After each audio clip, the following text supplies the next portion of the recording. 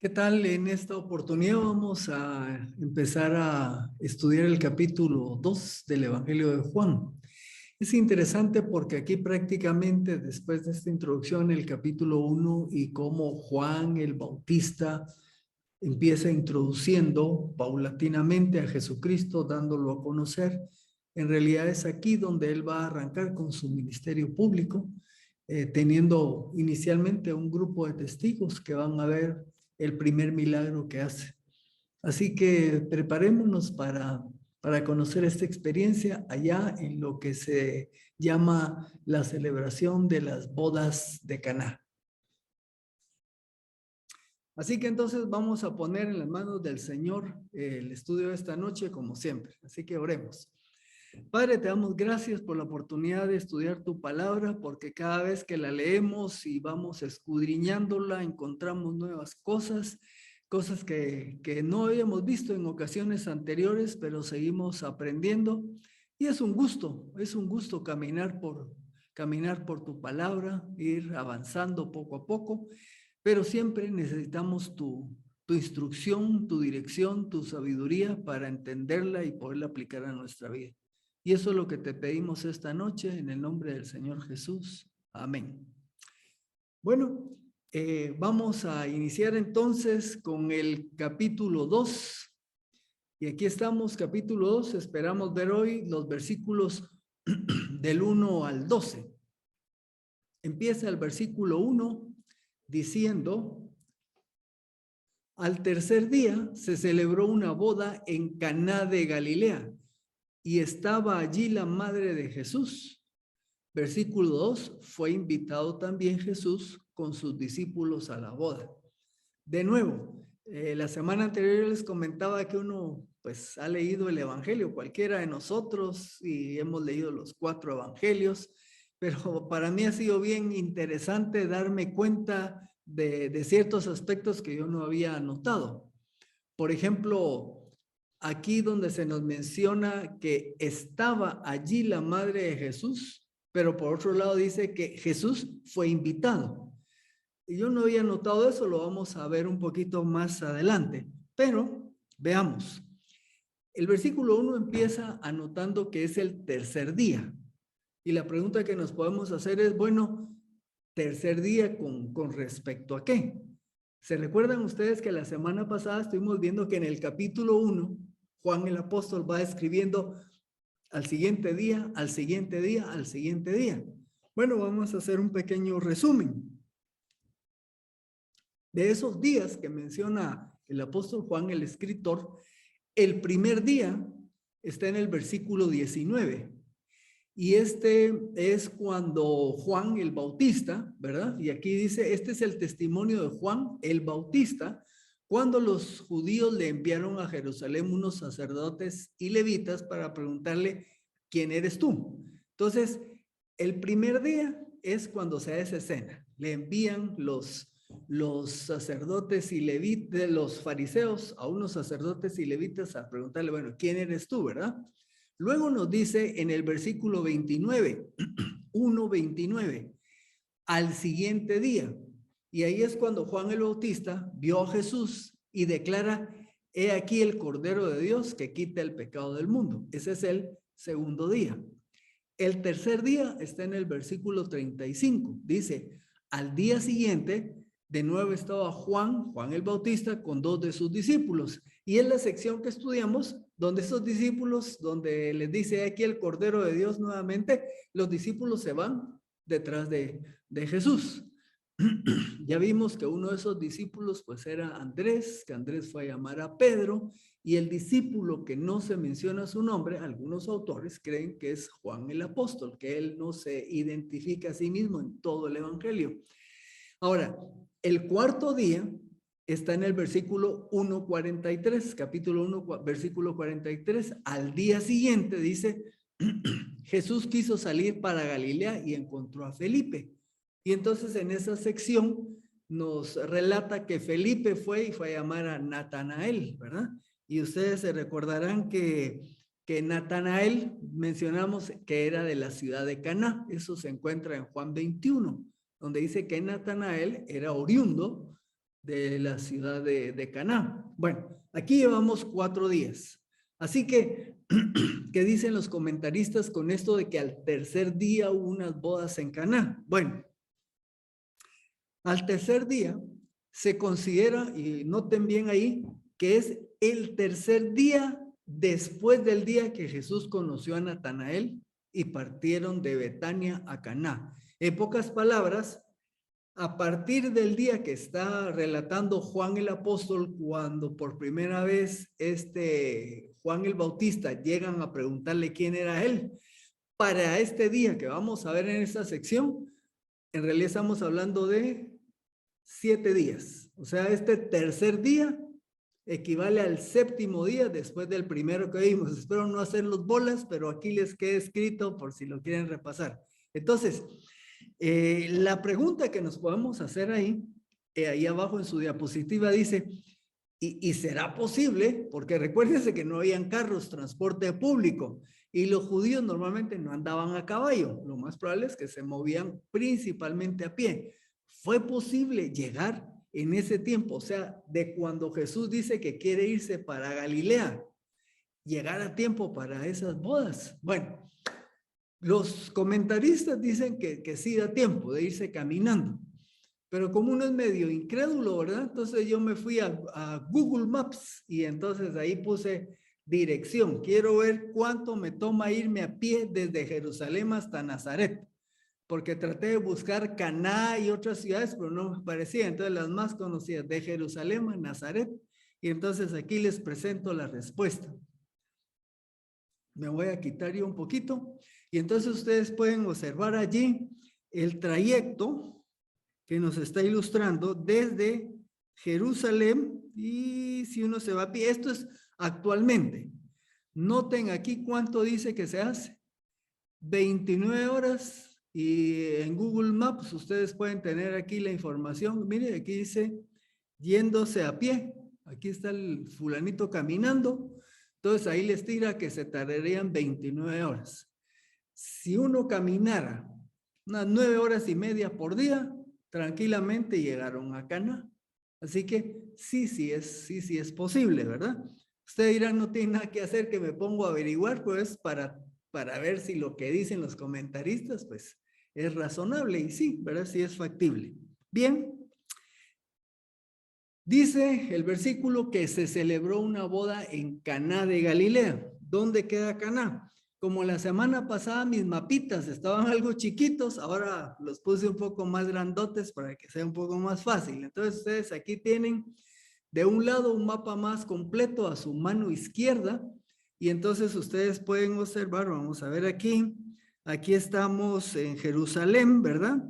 Si ustedes se van al norte hacia Galilea, aquí dice Galilea, entonces van a ver que aquí está Nazaret, que era donde había estado viviendo Jesús, por eso le dicen Jesús de Nazaret, y Caná, aquí arribita, Caná, más o menos, esto es a unos como 15 kilómetros aproximadamente de Nazaret. El mapa de su lado derecho, pues ya está agrandado, y entonces ustedes pueden observar aquí, vamos a hacerle un circulito, aquí tenemos, aquí está Nazaret y Caná, eran ciudades cercanas. Entonces, esta escena se está dando en Caná, una pequeña población, no eran grandes, era una pequeña aldeíta al norte de Nazaret. Esta es una búsqueda en Wikipedia para encontrar algo de Caná. Este solo es un dato curioso que les voy a dar. ¿Logran ver mi cursor moviéndose en la pantalla? ¿La flechita? Si no la ven, entonces quiero que lean en la cita. Ok. La cita que dice Flavio Josefo, entre los años 66 al 73 de la era común. Ok. Esta solo es una digresión que estoy haciendo. Quiero que noten cómo el mundo secularista está penetrado ya en muchos ámbitos. Esta fecha, 66 al 73, normalmente hubiera dicho después de Cristo. Ahora están sustituyendo el después de Cristo por este término, era común. Fíjense en periodistas y algunos comentaristas que hay, que ahora ya no dicen después de Cristo, sino ahora dicen la era común. ¿Y qué están haciendo? Sacando al Señor Jesucristo de la conversación. Esto solo se los puse para que noten. Esto es Wikipedia. Este artículo lo han de ver arreglado. Antes decía después de Cristo y ahora ya lo redactaron era común. Están pretendiendo quitar al Señor de la centralidad que ha tenido solo con mencionar la fecha. Bueno, era solo una pequeña observación. Nos continúa diciendo el versículo 1, y estaba allí la madre de Jesús. Se considera que ese estaba allí es porque pues ya había llegado incluso antes de que llegara Jesús. Las bodas estas eran un preparativo que se hacía con tiempo, eran unos eventos así muy notorios en estas pequeñas comunidades. Se considera que María, aunque aquí no se le menciona por nombre y Juan en todo el evangelio no la menciona por su nombre, sino solo como la madre de Jesús. Recuérdense que hay varias Marías que aparecen en el relato. Se considera que ella estaba ayudando en los preparativos de la boda. Un par de detalles, ¿por qué es que andaba averiguando de Caná y todo eso? Quería ver lo de los habitantes. Me costó un bigote y sí fue literal, ¿verdad? Porque me costó el bigote, pero al final en fuentes cristianas, más o menos, Nazaret tenía alrededor de unos sus 500 habitantes.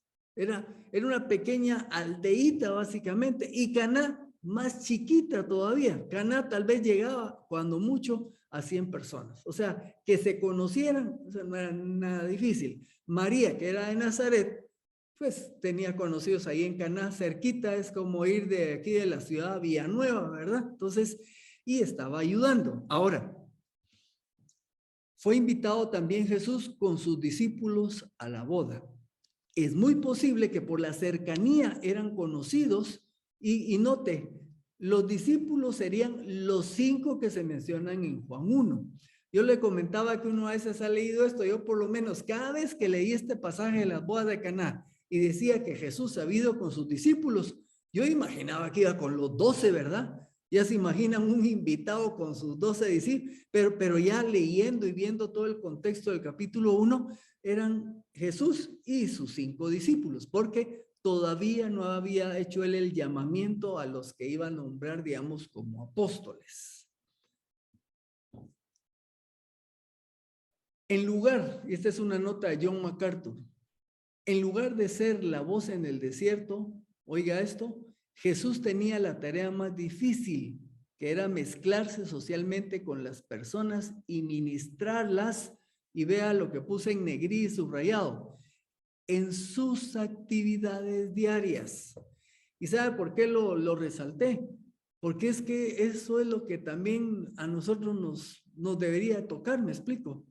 Es como dice aquí, ministrar a las personas en sus actividades diarias. Vamos a ver a Jesús no solo acá, sino en otros momentos donde Jesús está relacionándose con la gente.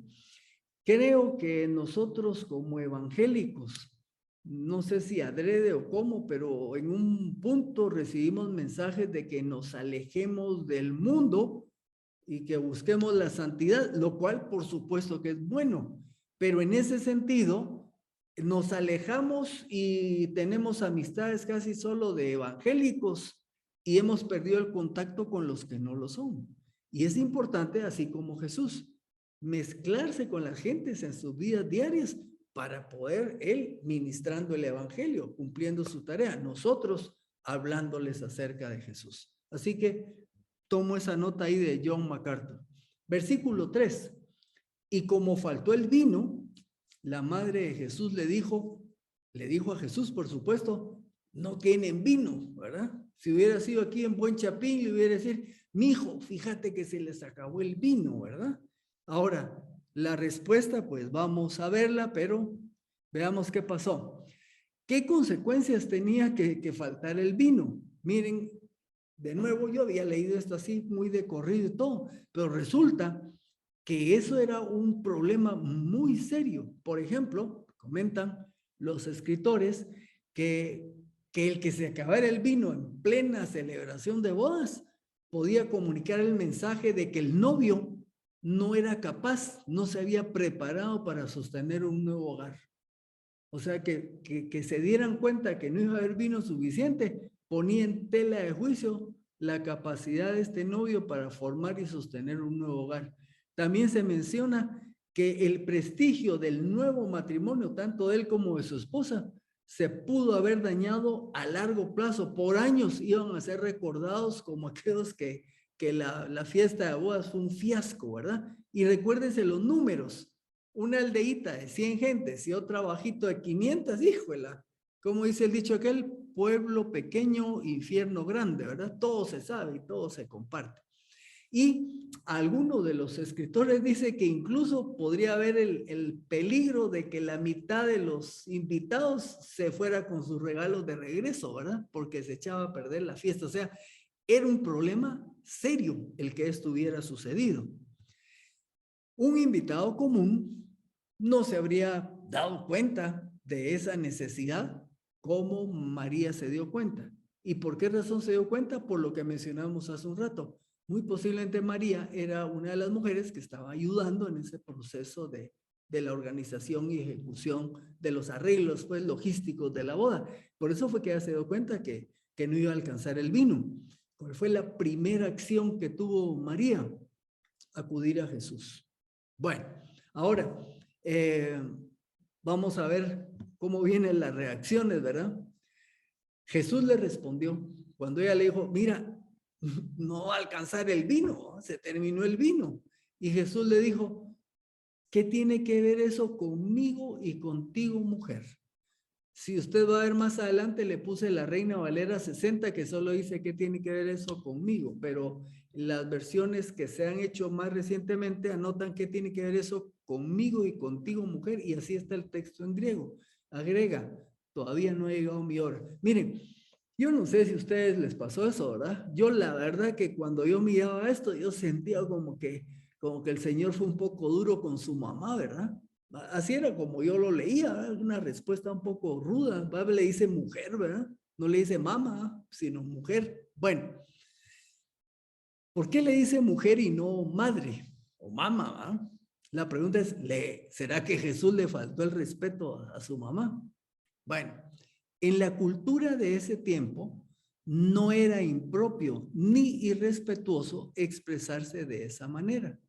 O sea que así como hizo Jesús hablándole a su mamá, le dijo, mujer, en esa cultura no era falta de respeto, era una manera de poder, que era válida para dirigirse a su mamá. Y me recordé de otro pasaje, y ese es el que les escribo aquí, Juan 19, 25a y 26. Junto a la cruz de Jesús estaban su madre.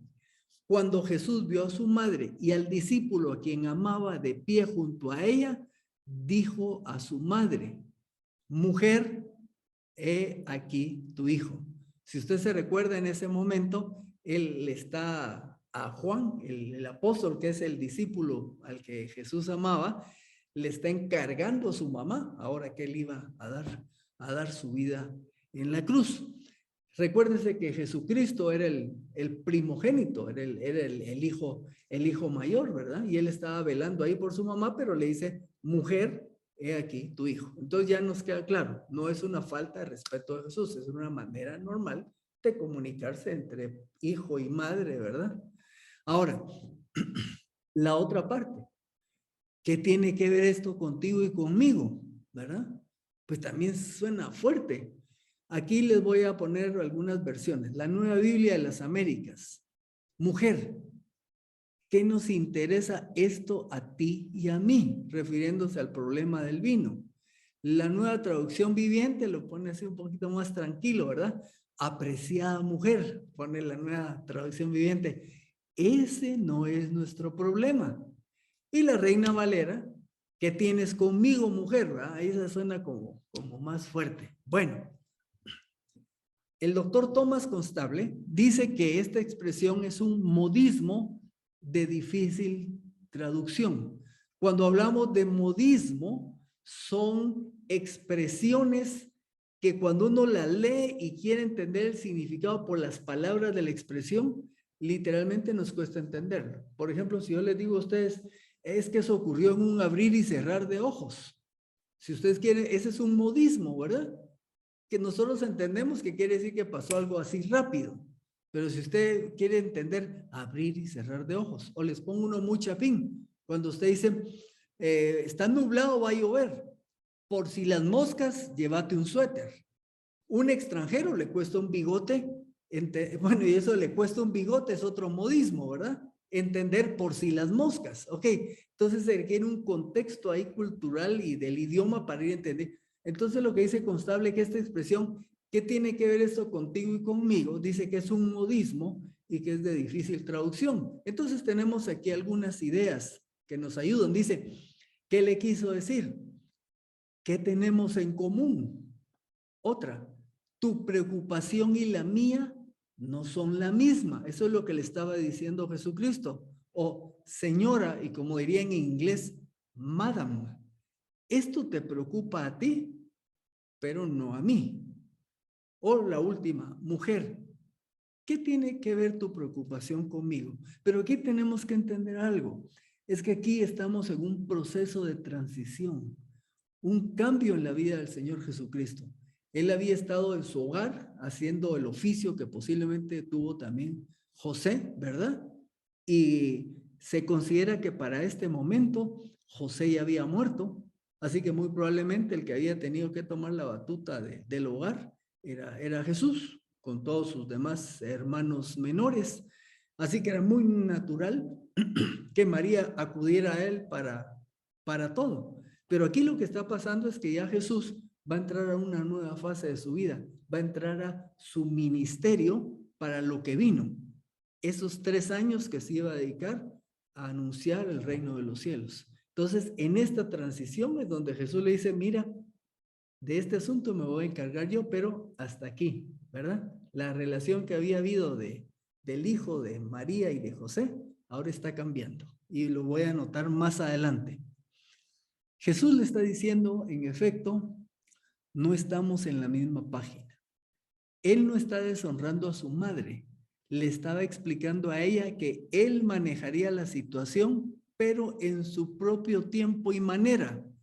La obediencia de Jesús a su Padre Celestial era más importante que su obediencia a su Madre Terrenal. Entendamos esto, se estaba dando una transición.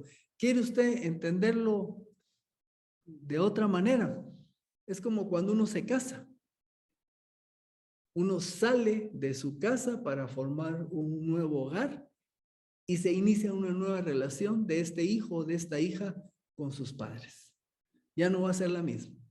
Ya mi papá ya no me iba a dar instrucciones y a decir qué hacer y qué no hacer. Ya ahora me podía dar consejos, pero ya no me iba a dar instrucciones porque yo ya era una nueva entidad. Jesús está iniciando su ministerio de esta manera en esta reunión semipúblicamente y luego pues de una manera más amplia. Entonces entendamos, esto es el proceso que se da en esta escena.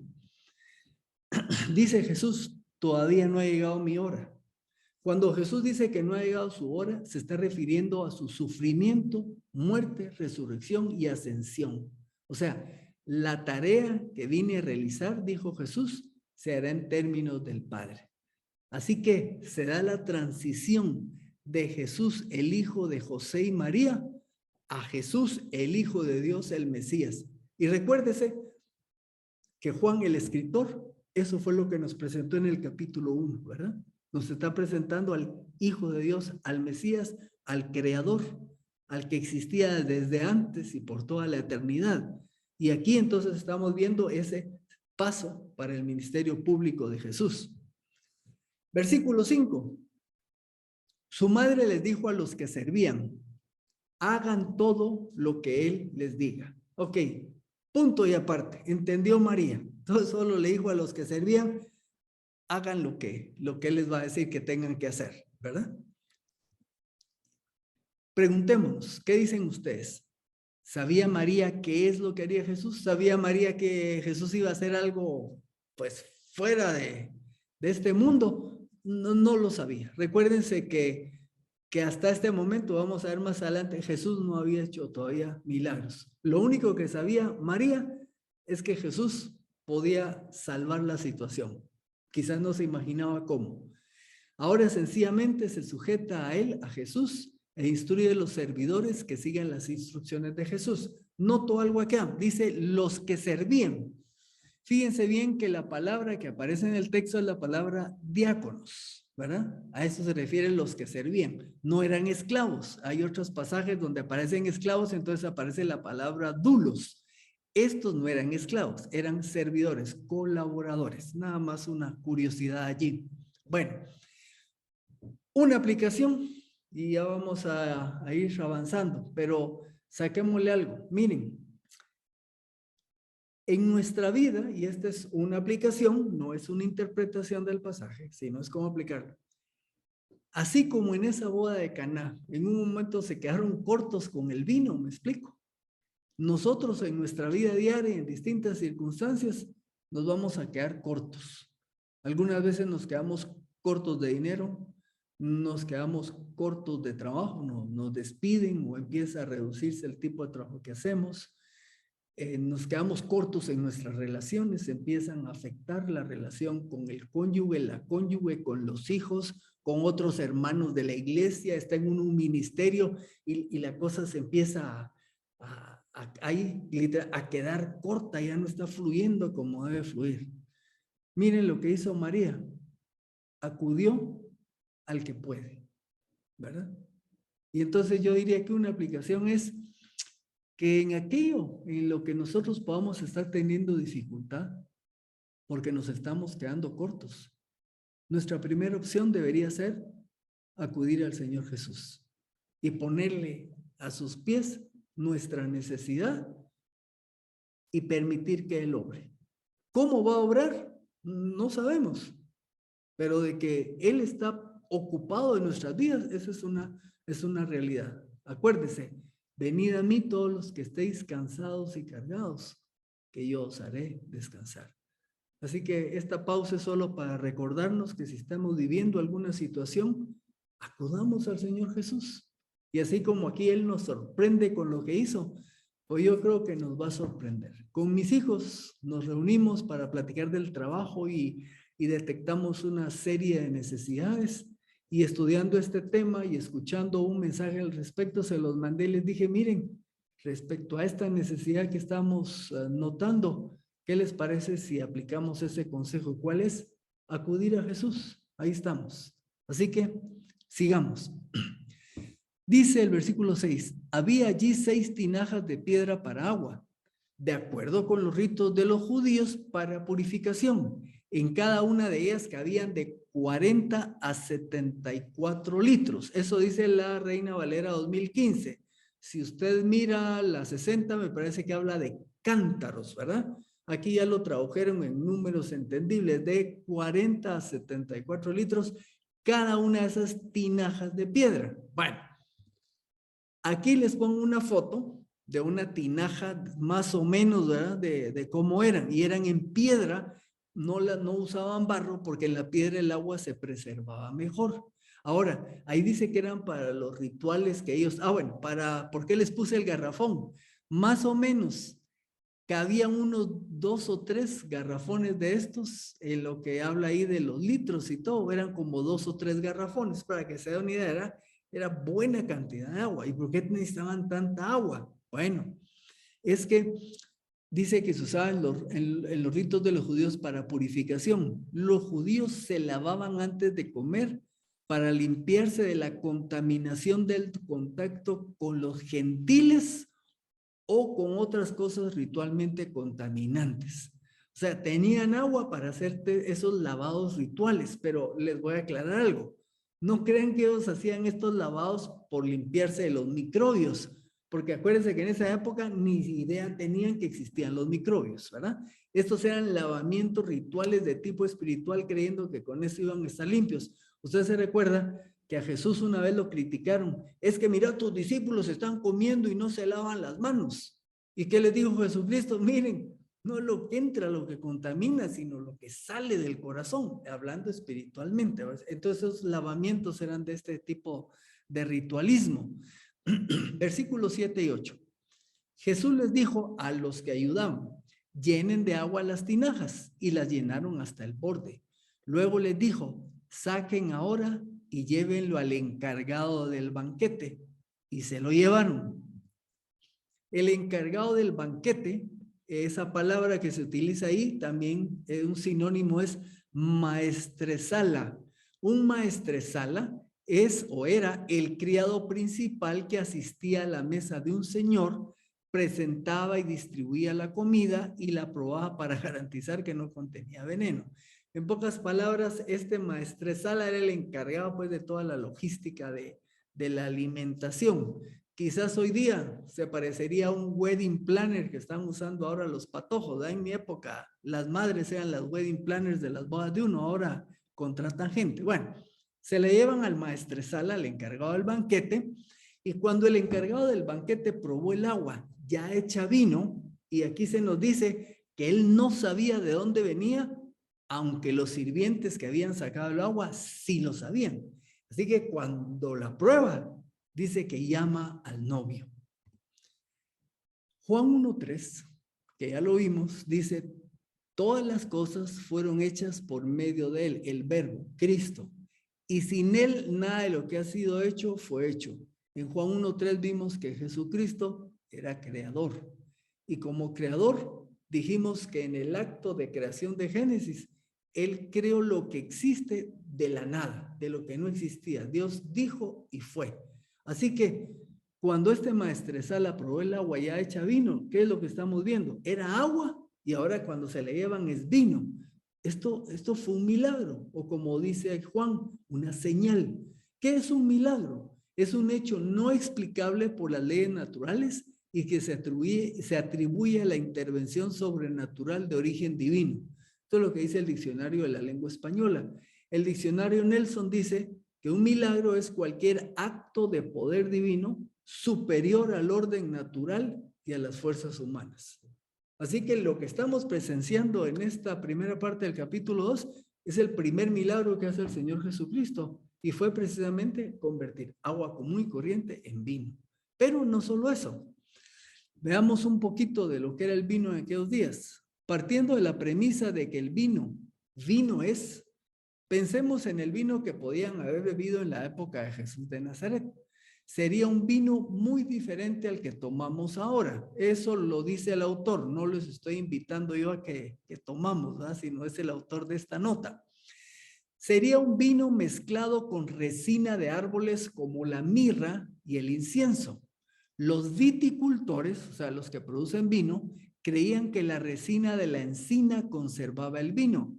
Así también era macerado. Macerar quiere decir meter dentro del líquido algunas cosas, como por ejemplo frutas, especias y plantas, no solo para darle mejor sabor, sino para su conservación.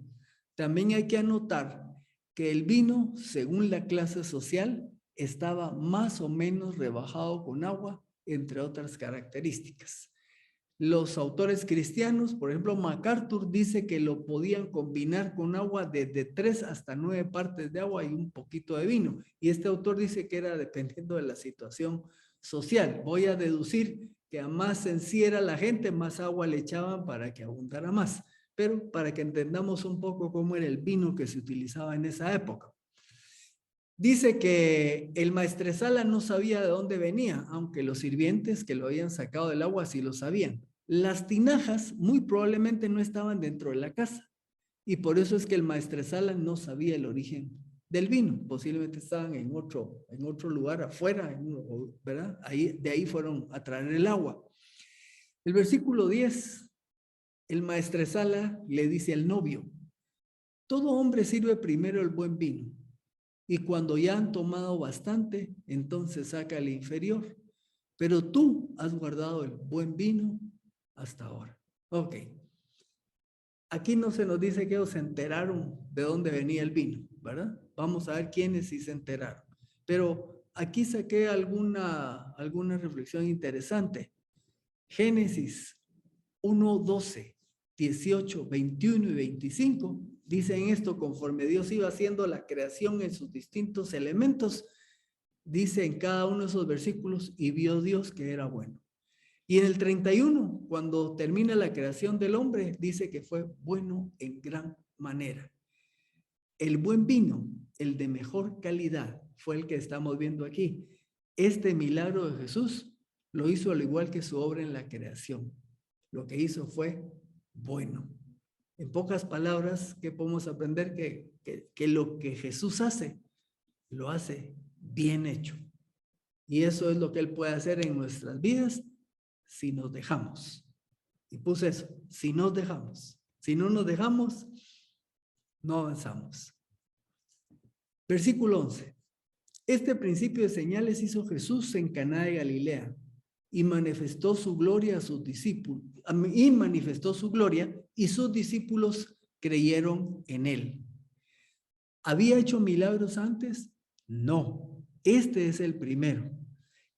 En esta señal que realizó fue semipública, la presenciaron su madre, los discípulos 5 y los colaboradores que llevaron el agua. Por eso fue semipúblico. Y dice que manifestó su gloria. ¿Se recuerdan cuando Natanael se quedó sorprendido porque Jesús le dijo que lo había visto debajo de la higuera? Y le dice en versículo 50b, ¿crees que porque te dije, te vi debajo de la higuera, cosas mayores que estas verás? Y aquí estaba Natanael y los otros discípulos viendo una primera cosa mucho mayor que lo que Jesús le había dicho a Natanael. O sea que lo que le dijo aquí ya se estaba cumpliendo. Y sus discípulos, dice, creyeron en él. Y esto lo vamos a ver que se va a repetir a través del Evangelio. Aquí no estamos hablando del creer como el nuevo nacimiento, sino de un proceso en el cual ellos progresivamente fueron confiando más y más en el Mesías. Y aquí es una primera expresión donde dice, y sus discípulos creyeron en él. Después de esto, él descendió a Capernaum con su madre, sus hermanos y sus discípulos, y se quedaron allí no muchos días. Bueno, aquí tome nota, su madre pues era María, sus discípulos, estos 5 que lo acompañaron, pero aquí incluyó unos personajes más y dice sus hermanos. Y con esto vamos a terminar, sin ánimo de polemizar, porque entre nosotros no tenemos duda, pero descendió a Capernaum. Caná estaba en una zona más elevada, Capernaum a 20 kilómetros de distancia. No podemos decir ahorita que este fue su traslado definitivo a Capernaum, podría ser, pero eventualmente Jesús de Nazaret se trasladó a vivir a Capernaum y lo veremos más adelante que ahí empieza a desarrollar su ministerio. El detalle de sus hermanos, ¿verdad? Recuérdense que hay un sector de la iglesia cristiana que considera que María fue virgen siempre, que después de que nació Jesús, María permaneció virgen toda su vida. Nosotros como creyentes que buscamos la Biblia, entendemos que esto no fue así y les voy a dar unos versículos. Lucas 1:34 dice, cuando el ángel le anuncia a María que va a estar embarazada del Mesías, entonces María le dijo al ángel, ¿cómo va a ser esto posible? ¿Por qué? No conozco varón. Vea la palabra que utiliza, no conozco varón. Mateo 24:25 en su capítulo 1, cuando José despertó del sueño, hizo como el ángel del Señor le había mandado y recibió a su mujer. Note, pero no la conoció hasta que ella dio a luz un hijo y llamó su nombre Jesús. La palabra conocer tiene que ver con la relación íntima para procrear, por supuesto, ¿verdad? Entonces aquí nos dice que José no la conoció hasta que dio luz a un hijo. Por eso es que después tuvieron hijos. Si usted duda todavía del uso de la palabra conocer, Génesis 4:1 dice, refiriéndose a Adán, el hombre conoció a Eva, su mujer, la cual concibió. Con esto, más claro no canta un gallo. Bueno, el texto pues no está buscando discutir esto, pero este texto se ha utilizado en la religión mayoritaria que había aquí en Guatemala para darle preeminencia a María, como que María es la que le está diciendo a Jesús qué es lo que tiene que hacer. Se le niega que tiene hermanos, decían que eran primos porque María fue siempre virgen. El hecho de la preeminencia de María se desarrolla después del siglo II dentro de esta iglesia mayoritaria hasta cierto momento, ¿verdad? Así que lo que nosotros estamos aprendiendo es lo que dice aquí la escritura. Así que esta noche vamos a llegar hasta acá, únicamente recomendándoles lo que mencionamos a la mitad. Si pasamos por momentos de escasez, de dificultad y necesidad, no nos olvidemos de acudir a Cristo como la prioridad número 1. Hemos podido ver cómo Jesucristo inicia su ministerio público de una manera gentil. Habla con su mamá y le explica que ahora termina un tiempo en cuanto a su relación como hijo de María, hijo de José, y ahora es el Hijo de Dios, el Mesías. Y de aquí en adelante, entonces, él desarrolla todo su ministerio, que por los futuros 3 años le llevarán a cumplir su misión en la cruz. Así que seguiremos estudiando el Evangelio de Juan. Nos vemos hasta la próxima.